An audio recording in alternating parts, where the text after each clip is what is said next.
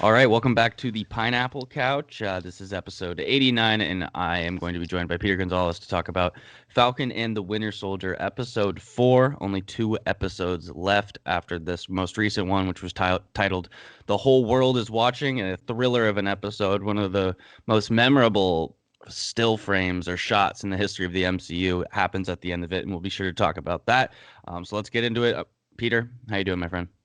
I am doing great. I'm excited to talk about this episode, which I think really was a definitive one for the show going Mm-hmm. forward. Granted, we have 6 episodes to work with, but I feel like episode 4 really kind of threw all the pieces where they need to go. Yeah, I think it I think I said last week that episode 3 was really peak Disney Plus for me. This I think picked it up almost a little as well. I really enjoyed the ending of this series, and I think why I'm saying it's peak Disney Plus is just because this just feels so much like a movie. So much like a Captain America type movie. So I'm really enjoying that. Yeah, so let's get into the opening here, Peter. It opens in Wakanda 6 years ago, and we see Ao helping cure Bucky or get the Winter Soldier programming out of him. She ends up reading the Winter Soldier words that usually like triggered him, and Bucky is terrified, telling her not to do it. It's not going to work. You can see a lot of emotion, some tears, some real fear. But then it works, and Ao tells him that you are free. And Bucky, in an all-time moment, really, I mean, he starts breaking down, crying. You see how much pain that this has all caused him. And honestly, if you think about it, Bucky is a upstanding, great dude who goes and fights for his country and then gets tortured and is brainwashed for 80 years, and he's finally getting out of it. And I thought Sebastian Stan did a great way of showing the pain that would put someone through. What did you think of that, Peter?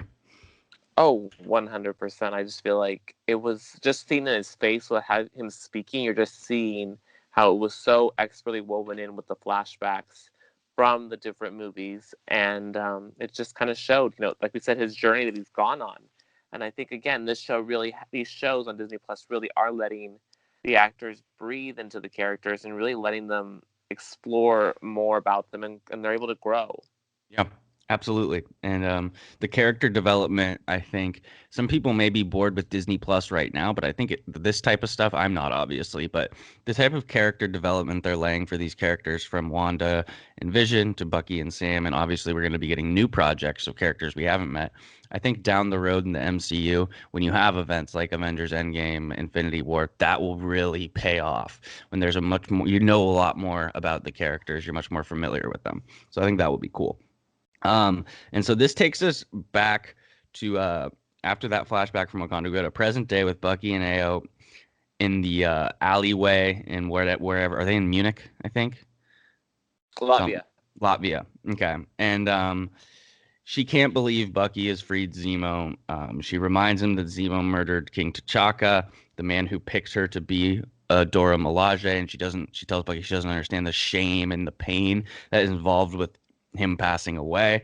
And Bucky basically goes like, Zemo is a means to an end, and Io is not happy about it, but she gives him 8 hours. So Peter, we are to assume that Bucky has built up some sort of goodwill with the people of Wakanda, where he's getting these 8 hours. If he was just sent to Wakanda and they fixed him and that's it, maybe they don't do this. But it seems like he might have done something to really gain their trust, become that white wolf to get the 8 hours. Did that jump out to you, or am I seeing things? No, it totally jumped out because it felt like there was more to there was more to the characters. They had this understanding. I Mm-hmm. like how he mentioned Shuri also. I thought that was a nice inclusion of a character that we know is really much one of the geniuses of the MCU. And I Mm-hmm. like that once again they're because I feel like these little mentions will pay off in future projects. And I think this connection that Bucky has with Wakanda might end up playing off in Black Panther too.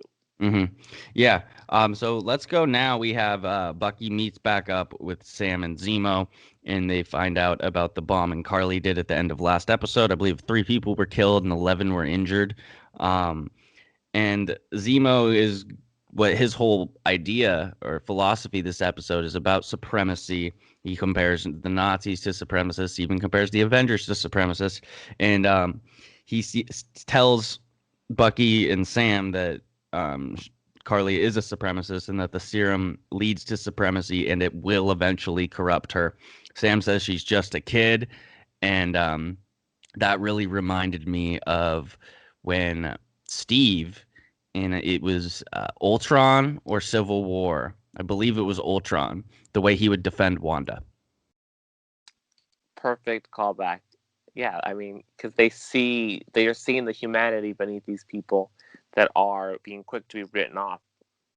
The little things they're doing in the series to compare Steve and Sam, chef's kiss. It's so subtle too. That like first watch, I don't think that really jumped out at me of she's just a kid. And then on that second watch, you're like, holy fuck.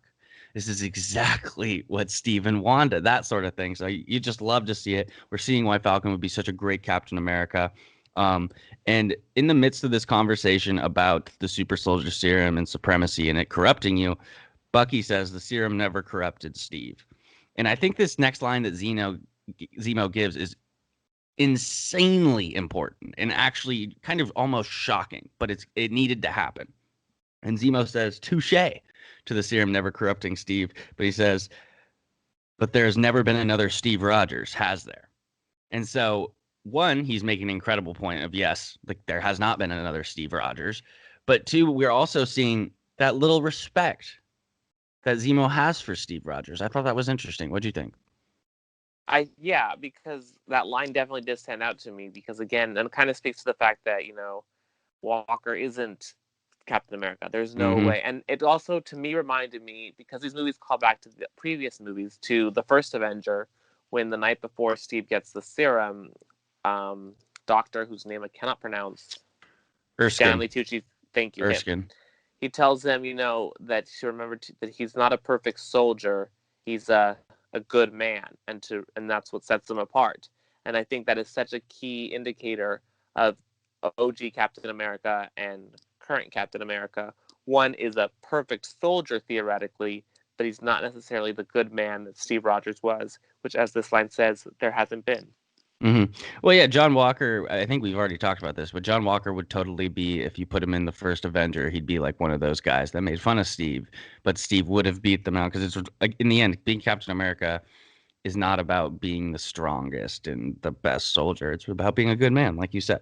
So we have Bucky, Sam, and Zemo now. They're going to go look for some info about Mama Danya and her funeral. Falcon references his aunt, his TT, and how when someone would pass away where he was from, a lot of people would pay respect. So that makes a lot of sense. So they're going to go use that angle. And the three of them separate to go look for info. Sam goes up to, like, I would say is some sort of school type thing, and everyone's avoiding him. And he eventually gets to a teacher who basically says they don't want to talk to him, but he says to Sam that the GRC has pretty much failed on all their promises to them about delivering, whether it be medical supplies, food to teachers, that sort of thing. What did you get? What are you getting this vibe of the Flag Smashers so far? Because I will say I'm anti Flag Smashers. It just bores the crap out of me. But what were you thinking about that whole interaction with them all avoiding Sam? I think I'm on that same page with you where the Flag Smashers kind of slows down things to a little bit of a annoying place. But I did like how they're all kind of now the stories are starting to dovetail together, which I think was needed. The Flag Smashers, it's just I mean they make sense and that you need to have this other perspective of the post-blip world and showing that the world isn't perfect. But again, if this is the route that we're taking, it needs to be followed through in other Marvel projects. Yeah, you can't just bring it here and show the world's not great, the GRC's not doing their job, and then we go to Captain Marvel 2 or we go to even think about Spider-Man Far From Home, which would happen after this, correct? Yeah. And it was slightly alluded to, I think, with the work that Aunt May was doing. Oh, okay, yeah, you're right. So maybe that movie warrants a rewatch because then to kind of see what kind of groundwork was laid. But again, the Flag Smashers, they're such, like they point out, they're going to extremes to do these things, and that's why they're causing problems. Yeah. And so we go, Bucky is getting nowhere trying to get information, which is kind of funny. And then Zemo ends up getting info from kids he starts creepily singing Baa Baa Black Sheep. And the thing about Zemo, though, it's like, it wasn't like, he's so like he's not creepy. He's just kind of like it seems like a step ahead.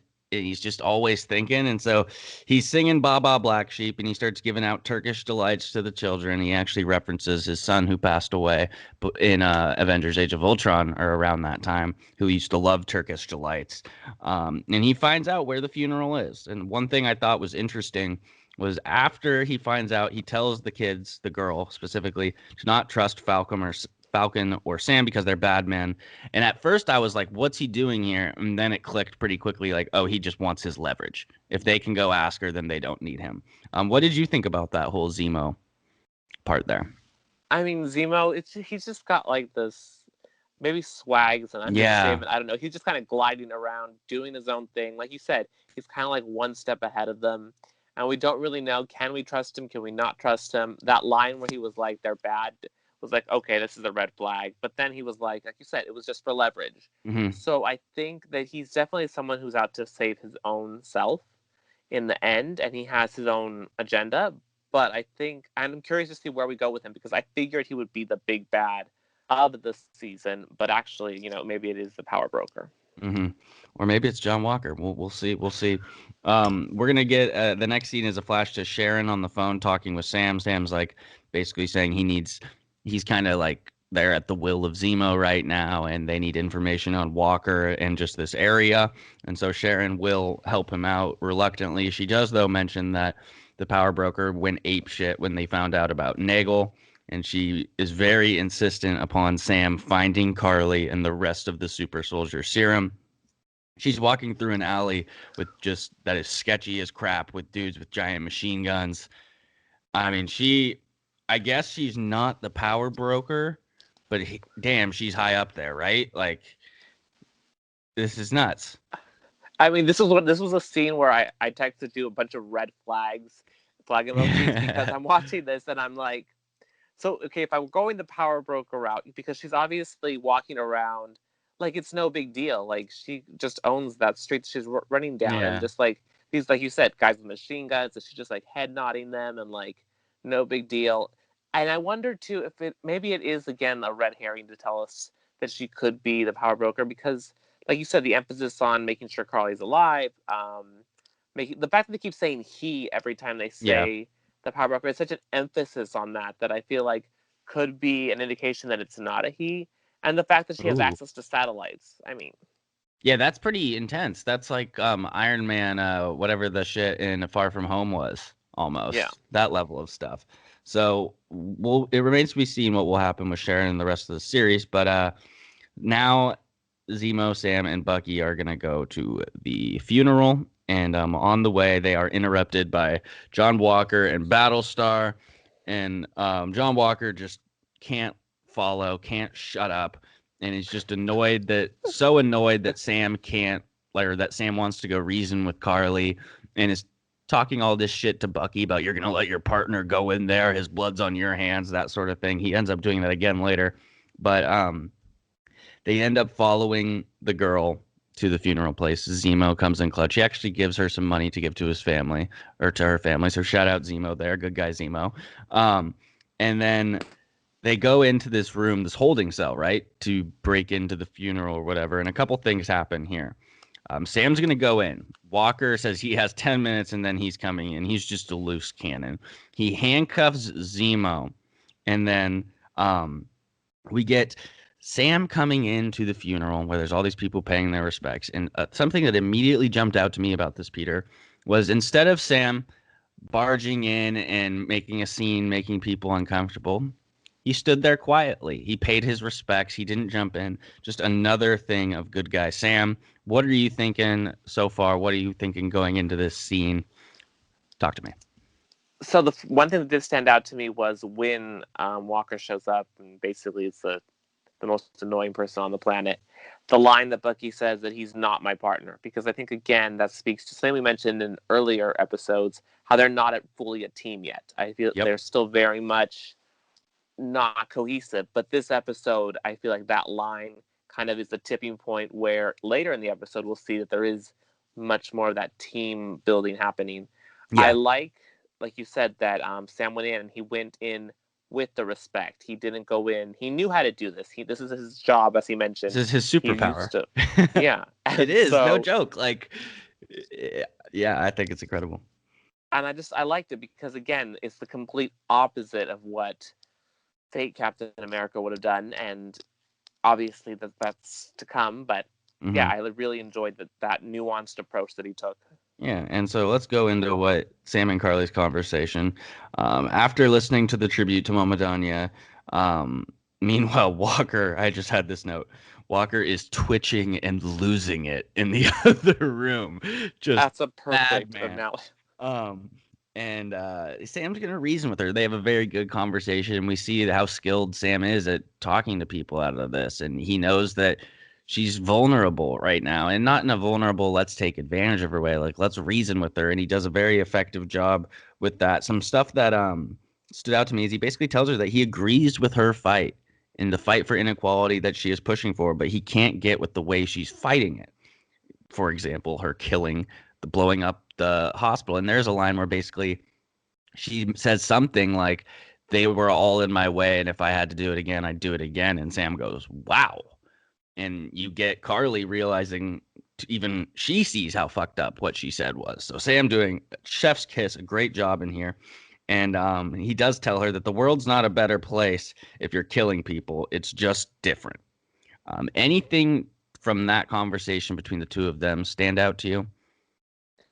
I think what stood out was the parallel that was happening. Like we said, Walker's over there twitching, losing his mind because he's not in the thick of things, and it's just this anxiety happening. And over here, what should be the anxious scene is playing out very calmly, and you see that it's starting to work. You see that he's getting through to her, and you're hoping like this is good. But then, in typical fashion, things go everywhere they shouldn't go.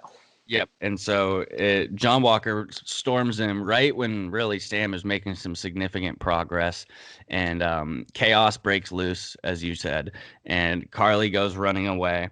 And I really want to quickly say this before John Walker, when he's trying to go in and Bucky kind of stops him. Another point is made of how obsessed with the super soldier serum John Walker is, because he says to Bucky how easy it must be him for that with all that serum coursing through his veins. So John Walker is so in his own head, whether that be he's self-conscious, whether it's a form of PTSD, whether it's anger issues, whether it's all of the above, a lot going on there. And so Carly's running away after the big blow up of John Walker coming in, and she actually gets shot by Zemo, who had broken loose from the handcuffs. And he sees her spill all the super soldier serum. And a great, great moment is because you can see Carly might be worried there, Peter, that Zemo might take it. Not like take it and steal, but like take the super soldier serum, become a super soldier. And what I liked is I was 100% confident that Zemo was going to destroy it all. And I love to see him. So Zemo destroys 11 of the vials. So there's only one vial left. And before he can destroy that, he's knocked out by John Walker with the Captain America shield. And Walker pockets the last vial of serum. We knew that was coming, Peter. What do you think? It was like, and like you said, we knew it was coming, so I wasn't like, I'm surprised he's doing this. I'm like, this is gonna go so bad so quickly. And it's like, it was just like the ball started rolling even more so quicker than I guess when we saw Carly last episode blow up the innocent people. Like here, he's fully losing it and doing things that Steve would not do. But yeah, Zemo crushing all the vials is just so cool to see, because it's like, again, that's his agenda, that's his motive. He's doing what he came to do. Yeah, I like that. And so now we're back at the apartment. Zemo is icing his face, having a nice cocktail, and so casually, as if nothing had happened. Yeah, he's the man. If you could have his confidence, or if we could all have his confidence, I would be a superstar. And so he's talking to Sam, and I thought that something that really stood out to me is he asked Sam, one, if they offered him the serum. Sam says no. And he goes, if they did, would you have taken it? And without hesitating, Sam says no. And I got that impressed Zemo, I think, because we saw earlier in the episode that his reverence to Steve Rogers. That was one of the first times we've seen Zemo do that. And I think that this tease right here, the second time, you see that he's starting to really respect Sam. So that is interesting, as Zemo may be a figure or a player going forward in the MCU. As this is going on, Walker and Battlestar bust in, and Walker starts shouting orders. And then we almost get what seems to be a fist fight between John Walker and Sam. He offers to put down the shield and fight, but this is right when the Dora Milaje come in, and they're coming for Zemo. And Peter, they do not give a shit who John Walker is. That was so awesome. I loved the line where she was like, our jurisdiction is where we are. And it's just delivered with no, like, not even caring who this John Walker Captain America is. It's like, doesn't even matter. It's so great. She's there for, he, as the ultimate idiot, he tells them that the Dora Milaje don't have jurisdiction here. And like you said, they say, Dora Milaje have jurisdiction wherever they might find themselves to be. And he is just, after that, he's so dumb because he says, oh, we got off on the wrong foot, and then like pats her on the shoulder. Like, what are you doing? There's no world where that works out in any scenario. And so obviously the Dora Milaje start kicking John Walker and Battlestar's ass. The best part of this is when Sam and Bucky are talking, Sam says we should jump in. And Bucky's dry humor in this show has really been a standout. Him watching John Walker get the crap kicked out of him and saying, looking strong, John. That was so good. I really enjoyed that. And then eventually, though, Sam and Bucky will step in to help. Not hope they don't want him to die or anything. And then a big scene here, Peter. Io deactivates Bucky's arm. There's a little failsafe in there. What'd you think about that? That surprised me for a second because I feel like we should have been aware that was a possibility. And it just wasn't in the forefront of my mind that, like, oh, they could take off his arm. And then she does it so effortlessly, too. Like, she just goes straight forward and takes him down and just basically takes him out of the fight very quickly. And I love that right after that, they also, the other member of the Dora Milaje picks up the shield so casually from John Walker. Like, she does the whole stomp kick up on thing. It and fly thing. And it's just like, and he's just watching and he's just like, devastated in the best way possible. And I also thought, like, so not only were we surprised about it, we weren't thinking about the arm being deactivated, neither was Bucky. Bucky had no idea they could do that. And I don't know if you saw this today on Twitter. People are going crazy about this. Some guy like posted basically like essentially like how fucked up it was that the Wakandans put that fail safe in with Bucky, which led to the internet just going absolutely insane and political about it. And in my head, I'm not even getting political. It's like, okay, well, this dude's been a murderer for 80 years now. He's been brainwashed. You know, it might not be the worst idea if we have a little fail safe in there in case something goes wrong. I didn't have a problem with it. Did you?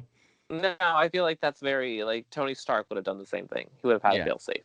I mean, that's what his whole idea was, you know, suit of armor around the world. So I think it made sense. It was like, we freed you from this, but as we saw in episode 3, where Zemo first shows up, he tries to activate the Winter Soldier again. So it's not that far-fetched that someone would try to reactivate him.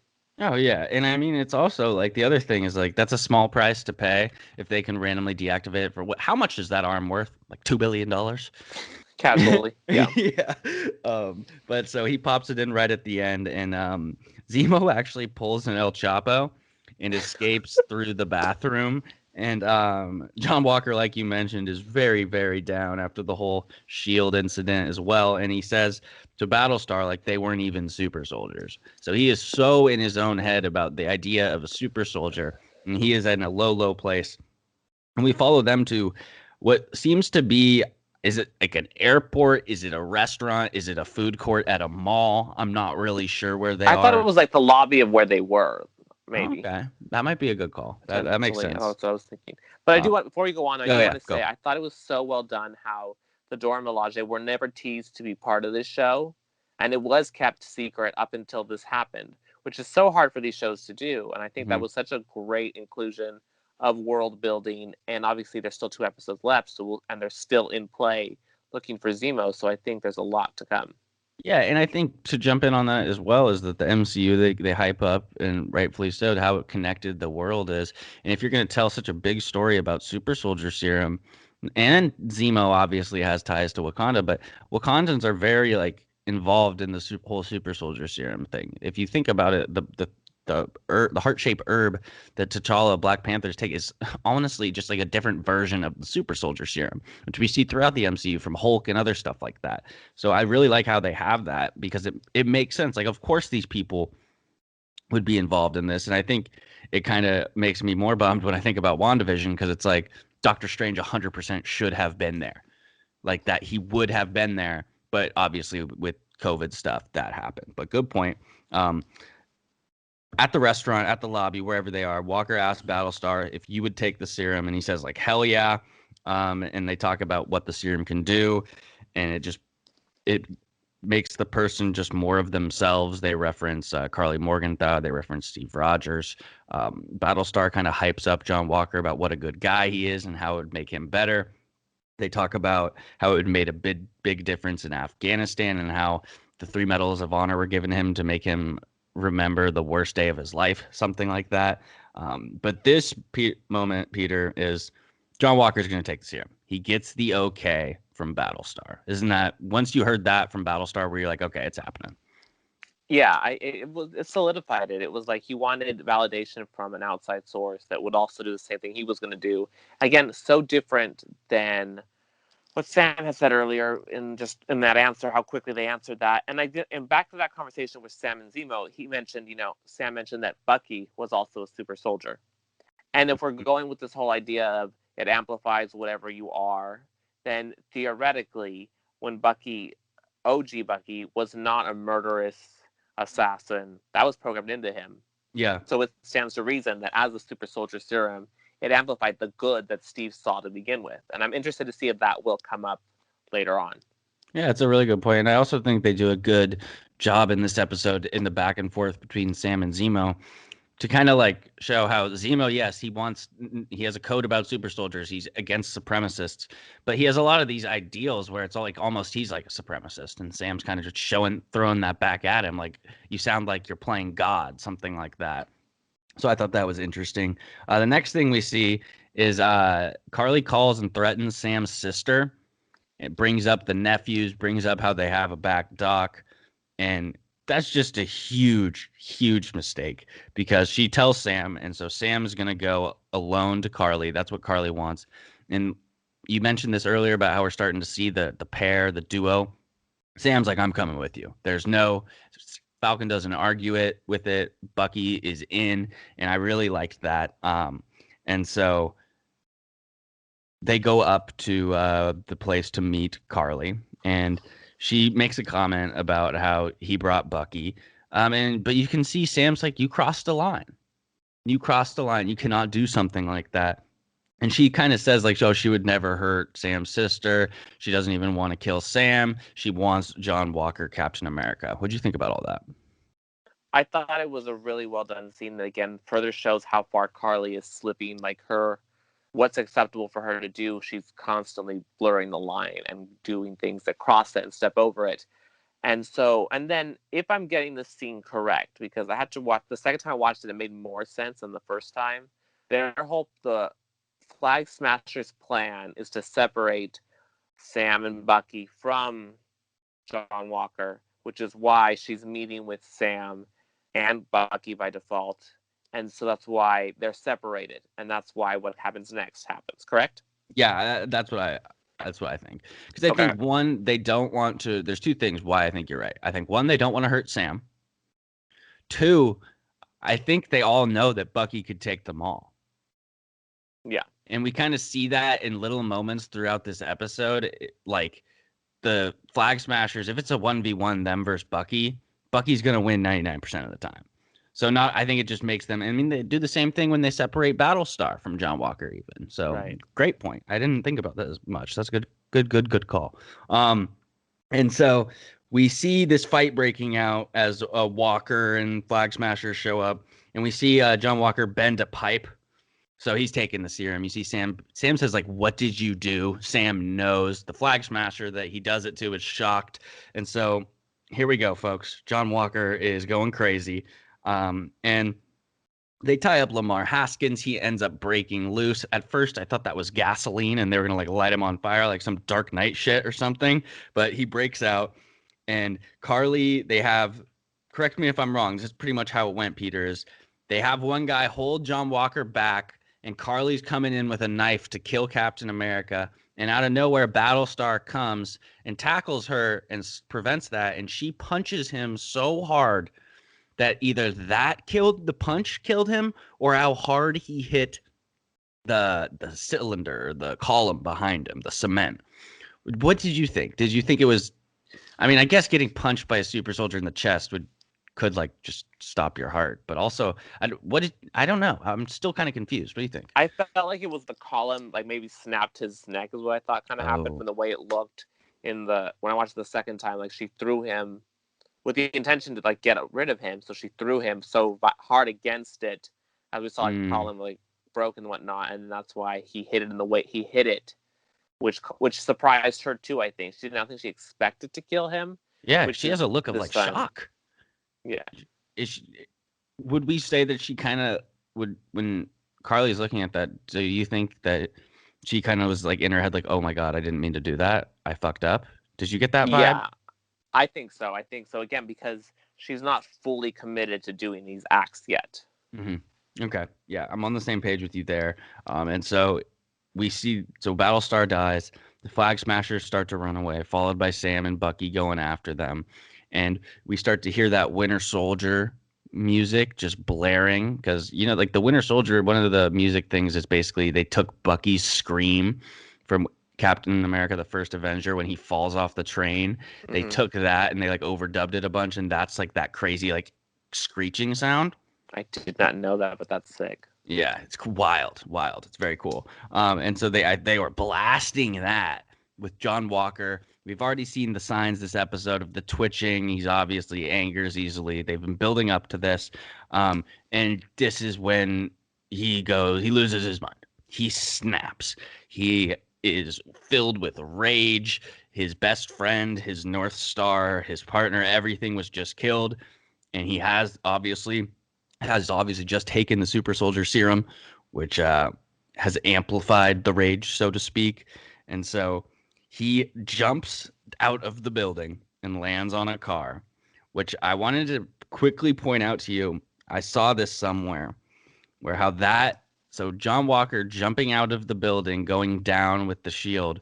Weirdly, if you think about the scene in Captain America Civil War, when Wanda uses the red magic to throw Steve up into the building, it's kind of like good symmetry or like imagery, I guess, of Steve going up and John Walker going down through the window.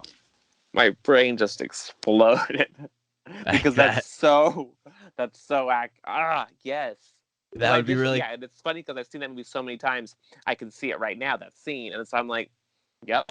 And that another thing that I think was important why they had that was that to people who weren't sure if the bending of the pole was super soldier serum, I think this officially answers that question when he jumps out. And so he ends up chasing down a Flag Smasher, not the one who killed Battlestar, not Karli Morgenthau.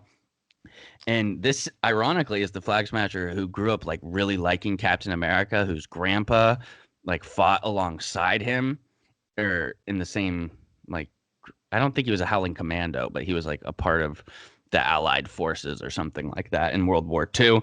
And we get one of the gnarliest scenes in the history of the MCU. He hits the guy with the shield a bunch of times, knocks him down. He's looking for Karli, and he smashes the shield repeatedly into this dude's chest and kills him. And there's people videotaping and filming on their cell phones all around. Sam and Bucky get there. It's too late. They're like, holy shit. And the final shot of this episode, Peter, one of the gnarliest images in the history of the MCU now. John Walker standing there with the dead body below him, his face all types of weird, and the Captain America shield covered. Not just a little, it was covered in blood. Incredibly powerful. What did you think? That was such a striking scene. Like, I think, like, I literally texted you right after that one too. It was just like one word just over and over and over, because it was like, Mm-hmm. it's just not, it's not right. That's not the Shield. That's like literally Yeah, the opposite of everything the Shield stood for. Like, Steve never had to resort to that.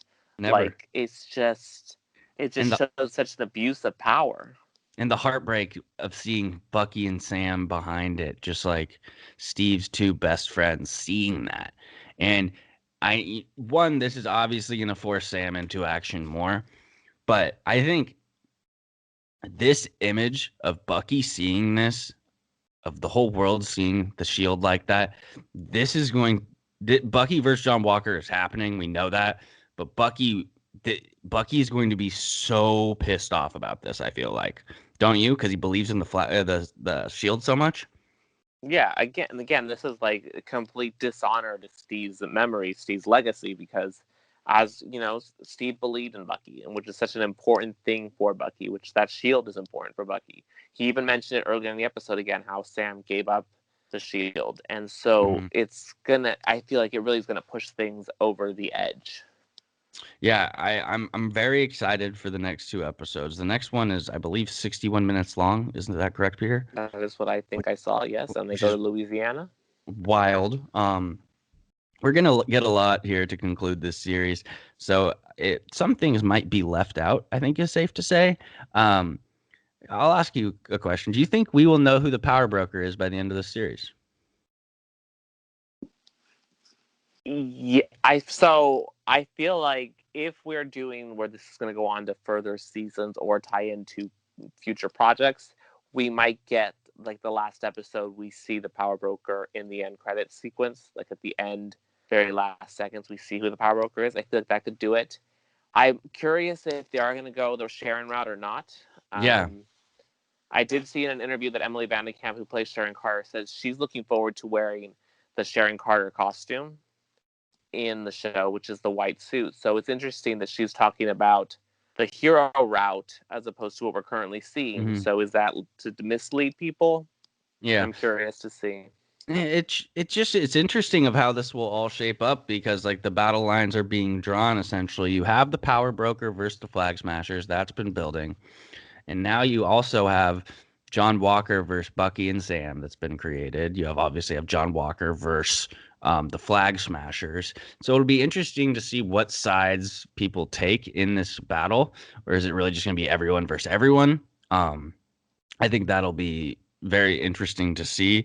Another question for you is: have we seen the last of Wakanda and Adora Milaje in this series? I don't think so. So I don't think so, because we still got Zemo in the wind, unless Hmm.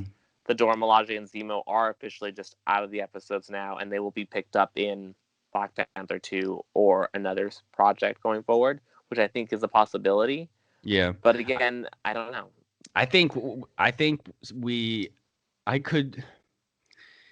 Unfortunately, I could see us not seeing the Dora Milaje again, and just Zemo kind of coming back in that, like, I guess he escaped, so they gave up, which is kind of stupid to me, but I could see them doing that, because I really think at the end of this series, what we're going to see is the big thing is Zemo is going to, in some sort of way, assemble the Thunderbolts, the anti-Avengers, the Dark Avengers type thing, where they're like anti-heroes. I really could see that happening.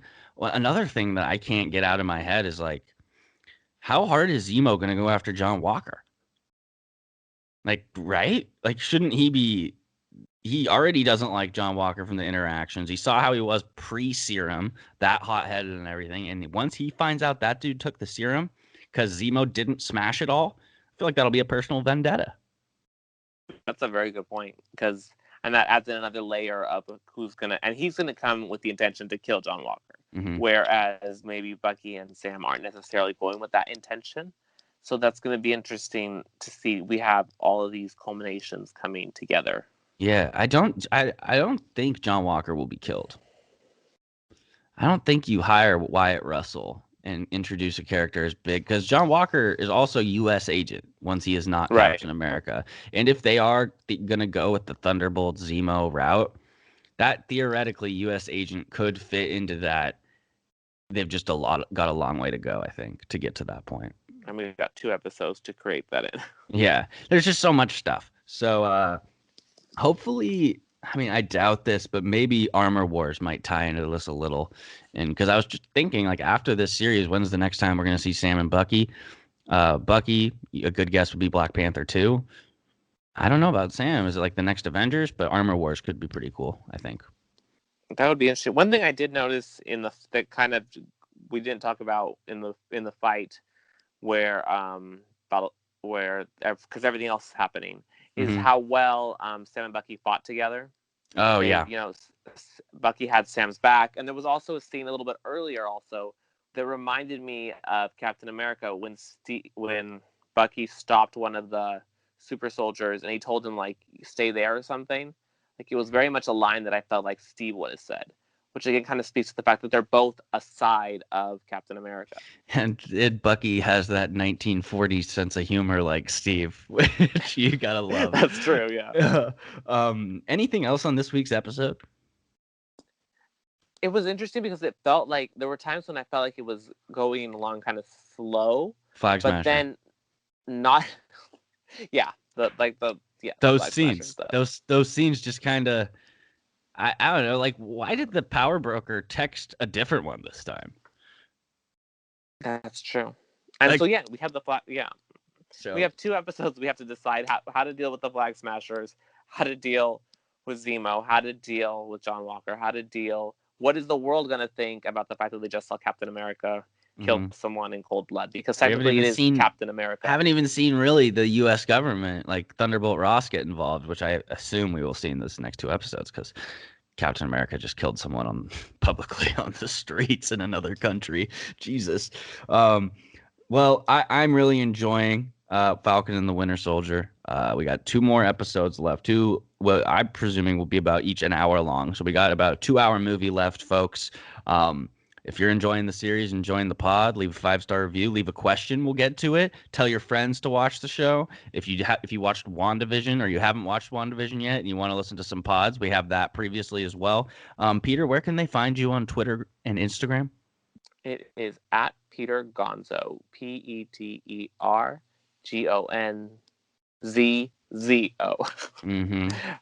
Yep, that is right. Lots of Marvel opinions on there. Yeah, and you can find me at Brob Stark and, of course, at PineappleCouch_. Thanks so much for listening. We will talk to you guys again next week, and stay tuned. We got more coming here on the Pineapple Couch. Thank you, Peter. Thanks for having me.